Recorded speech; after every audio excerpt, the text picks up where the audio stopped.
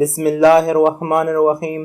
السلام علیکم تمام دوستوں کو پاک رائز نیوز میں خوش آمدید۔ پاکستان اور بھارت کے درمیان اگر ایٹمی تصادم ہوا تو اس کے کیا تاثرات ہوں گے؟ دونوں ممالک کے درمیان کتنے ہتھیار اور کتنے لوگ مارے جا سکتے ہیں؟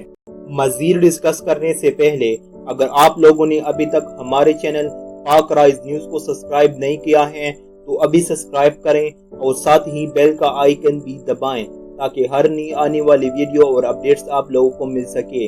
اس کے علاوہ اس ویڈیو کو زیادہ سے زیادہ لائک کریں اور نیچے کامنٹ سیکشن میں اپنی رائے کا اظہار ضرور کریں۔ مقبوضہ جموں کشمیر کی صورتحال کی وجہ سے پاکستان اور بھارت میں جنگی جنون عروج پر ہیں اور جنوبی ایشیا کے دونوں ممالک کی 1.5 ارب آبادی پر جنگی سائے منڈلا رہے ہیں کیونکہ دونوں ممالک جوہری ہتھیار سے لیس ہیں۔ بھارتی وزیر داخلہ کے جوہری ہتھیاروں کے استعمال سے متعلق بیان نے خدشات پائیدہ کر دی ہیں۔ پاکستان اور دنیا میں سب سے بڑا جوہری فلیش پوائنٹ ہیں۔ سابق امریکی صدر بل کلنٹن نے کہا تھا کہ کشمیر دنیا کی سب سے خطرناک جگہ ہے۔ ماہرین کا خیال ہے کہ اگر جنگ شروع ہوئی تو خدشہ ہے کہ یہ جوہری تصادم کی شکل اختیار کر جائے گی جس کے نہ صرف سے خطے بلکہ دنیا بھر میں بھی تاثرات ہوں گے۔ تفصیلات کے مطابق یہ بتایا گیا ہے کہ رواں برس کے آغاز پر دنیا کے 9 ممالک کے پاس 13,865 جوہری ہتھیار تھے۔ بھارت کے پاس 130 سے 140 جبکہ پاکستان کے پاس 140 سے 150 جوہری میزائل موجود ہیں۔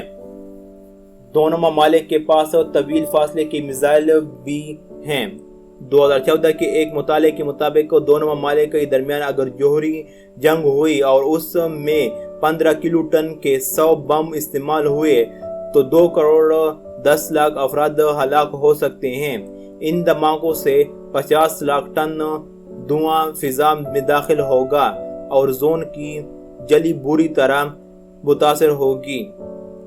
دھماکوں کے اثرات سے ماحولیاتی تبدیلیاں ہو سکتی ہیں۔ زمین کا درجہ حرارت اتنا سرد ہو جائے گا جو 1000 سال قبل تھا اور آئندہ کئی سالوں تک زمین کا درجہ حرارت سرد رہے گا جن سے 2 ارب افراد فاقہ کشی کا شکار ہو سکتے ہیں جسے ماہرین عالمی جوہری قحط کا نام دیتے ہیں۔ موسم 2.5 ڈگری ٹھنڈا اور موسم گرما کا درجہ حرارت 4 ڈگری تک گر جائے گا۔ درجہ حرارت کو معمول پر لانے میں 25 سال لگیں گے۔ ماہرین کے نزدیک یہ محدود علاقائی جنگ کہلائے گی مگر اس کے اثرات دنیا بھر میں ہوں گے۔